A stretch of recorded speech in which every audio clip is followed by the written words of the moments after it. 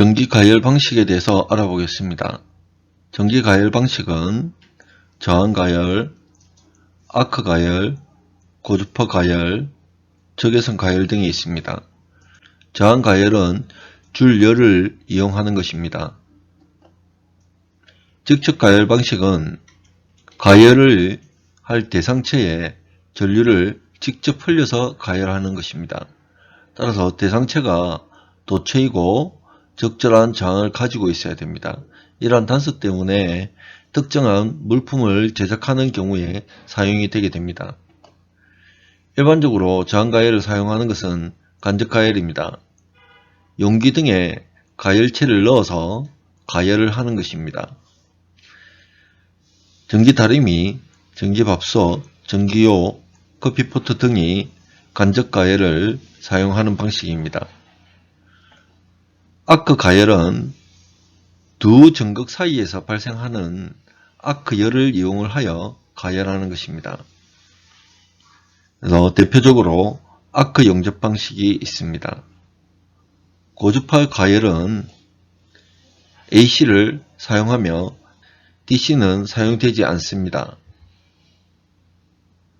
대상체의 내부에 가열을 할 수 있는 특징을 가집니다. 유도 가열은 고주파의 자계를 형성하여 대상체에 와류 또는 히스테리시스 손을 이용을 하는 것입니다.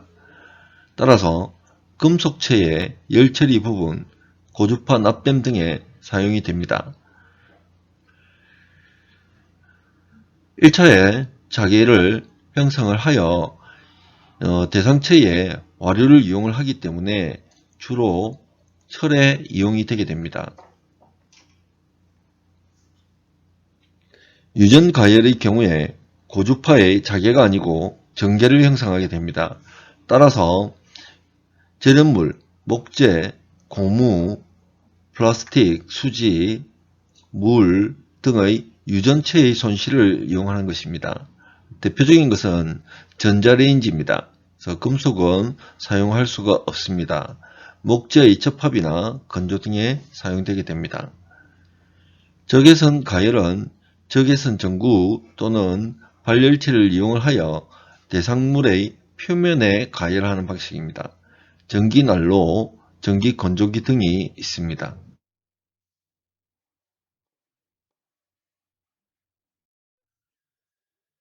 전기가열의 장점에 대해서 알아보겠습니다.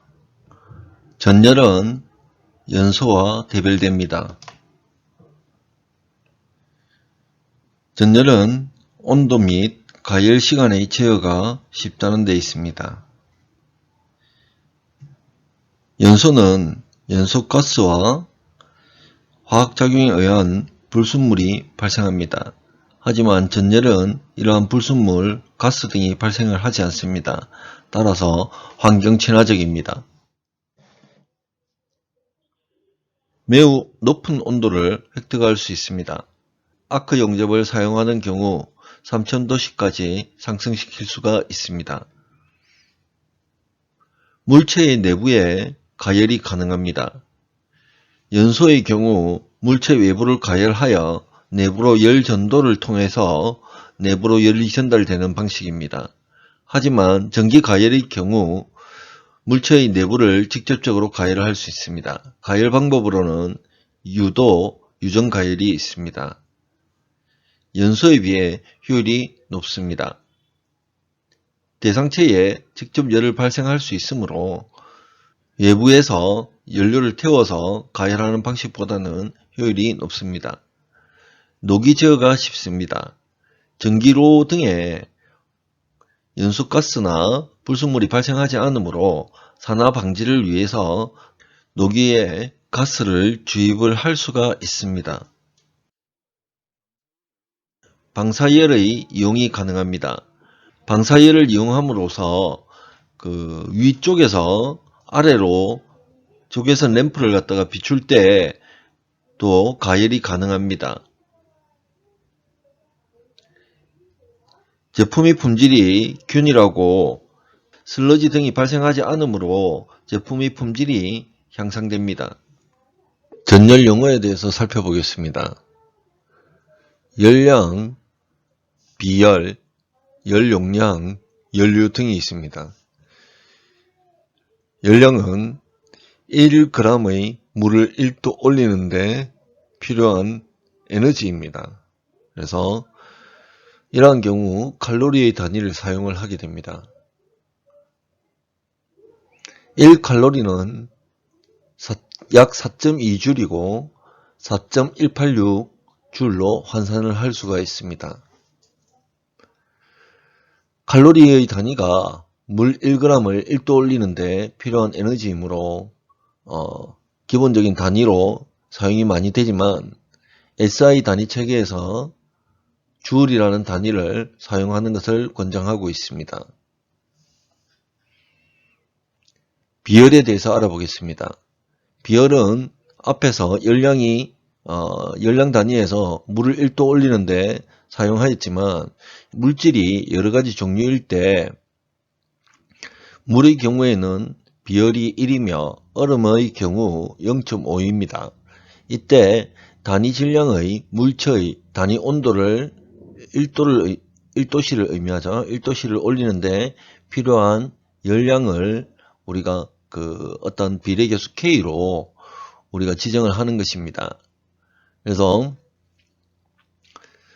물을 1도 올리는 것보다 얼음을 1도 올리는데 드는 에너지가 절반이라는 것을 우리가 비열로 우리가 알 수가 있습니다.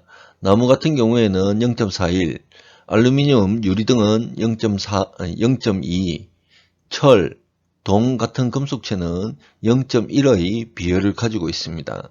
그래서 단위 질량 대비 온도를 올리는데 많은 에너지가 필요한 것은 물이고 비교적 낮은 것은 철입니다. 열 용량, 비열 C를 가지는 물체의 질량 M을 1도 높이는 데 필요한 열량입니다. 그래서 비열과 질량을 곱하면 어떤 대상체가 가지는 열의 용량이 됩니다. 연료는 전류와 유사합니다. 건물 내에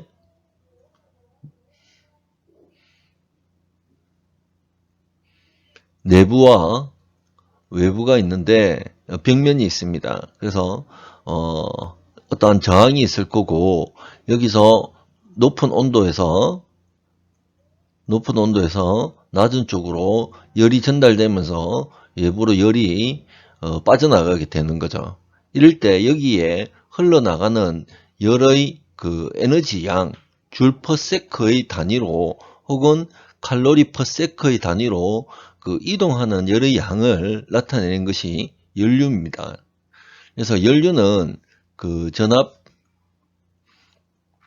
전압과 저항을 나누면 전류가 되듯이 온도 차이와 열 저항 R을 나누면 연류가 됩니다.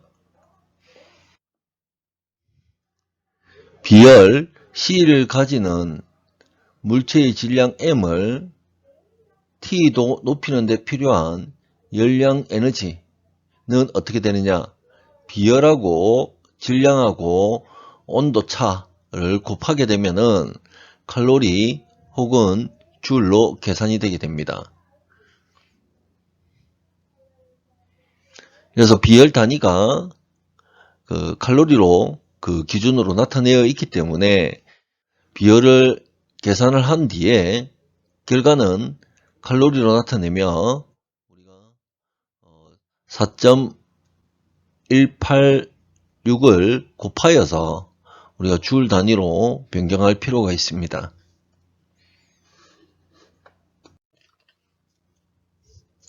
잡열에 대해서 알아보겠습니다.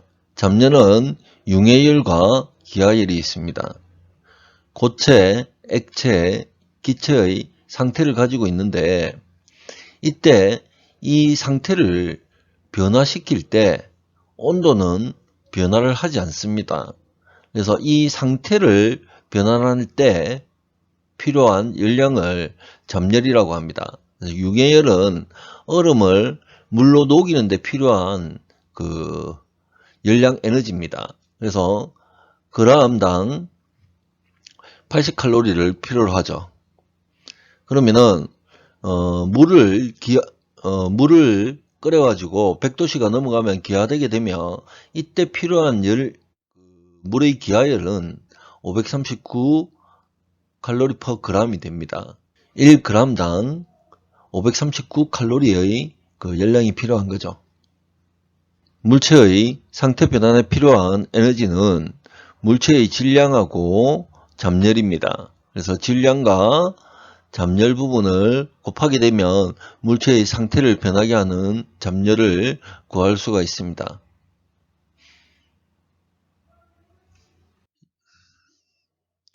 열의 전달에 대해서 알아보겠습니다. 열의 전달은 전도, 대류, 복사로 이루어집니다. 전도는 고체의 매질에서 고온에서 저온부로 열이 이동하는 것을 이야기합니다. 대류는 액체와 기체에서 전도 현상을 제외하고 매질에서 열을 흡수하고 매질이 이동하여 열을 이동시키는 방식을 대류라고 이야기를 합니다. 복사는 고체, 액체와 기체의 매질을 가지지 않고 빛을 이용하여 열 에너지가 전달됨을 이야기를 합니다.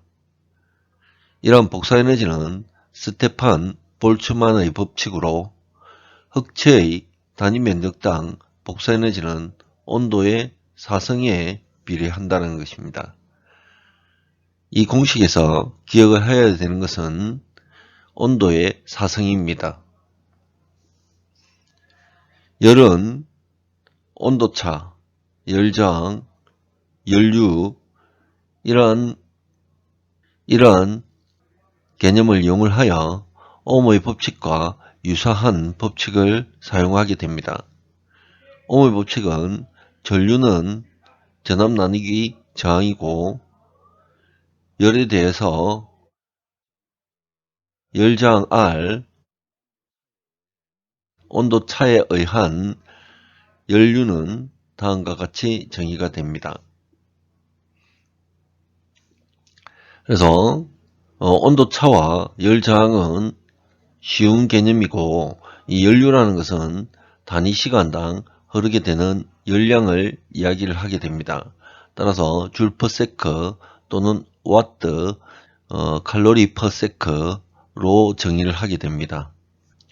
전기에서 전압은 열에서는 온도차이며 전류는 연류입니다.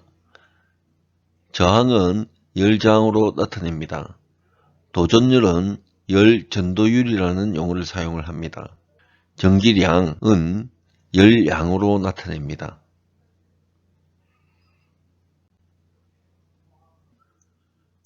온도계에 대해서 알아보겠습니다. 온도계는 접촉식과 비접촉식으로 구분됩니다.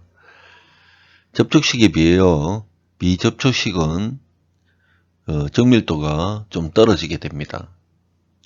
접촉식을 살펴보겠습니다.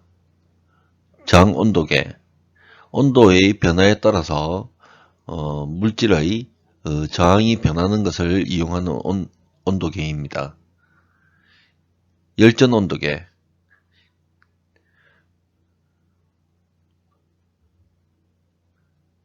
열전온도계는 두 가지의 이종 금속을 붙여서 거기에서 열 차이가 있으면 전압이 발생되는 원리를 이용한 것입니다.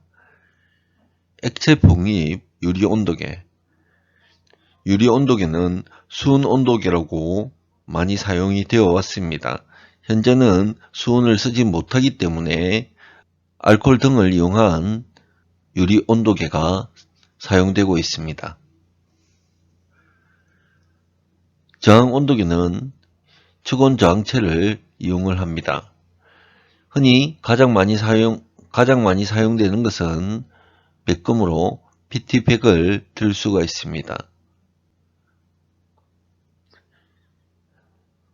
측온저항체는 2선식과 3선식으로 구분되며 정밀한 용도로는 3선식을 이용하고 있습니다. 이러한 측정 방법으로는 브릿지 회로를 구성하여 전압을 측정하게 됩니다.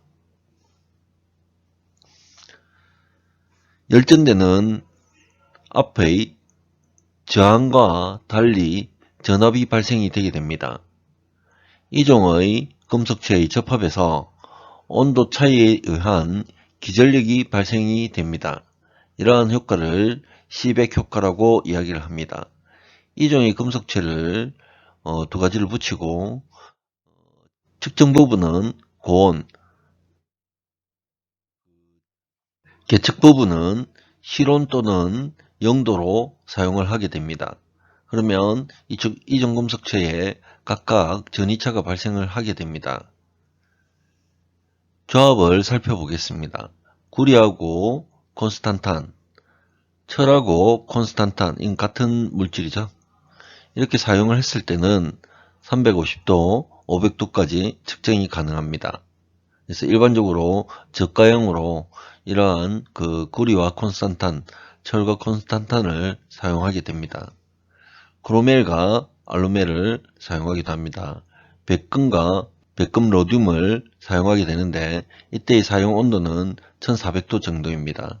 그래서 온도가 높기 때문에 백금토륨을 이용하는 곳들이 종종 있습니다. 비접촉식 온도계는 적외선 온도계가 많이 사용이 되고 있습니다. 원리로 특정 물질의 열 방사를 측정을 하는 것입니다. 하지만 물질에 따라 이 열 방사 계수가 다르므로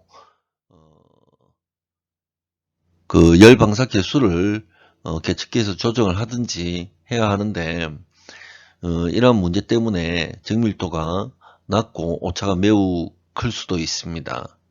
금속체 같은 경우에는 표면의 깨끗함이나 오염이나 표면의 조도 정도에 따라서 열 방사 계수가 달라지게 됩니다. 그래서 금속을 측정하는 경우에 열 방사 계수가 매우 낮아서 정밀한 측정이 좀 어렵습니다. 그래서 일반적으로 측정을 할 때 측정용 테이프나 도장 등을 통해서 열 방사 계수를 확보를 하고 그렇게 측정하는 것이 정밀도를 높일 수 있는 한 가지 방법입니다.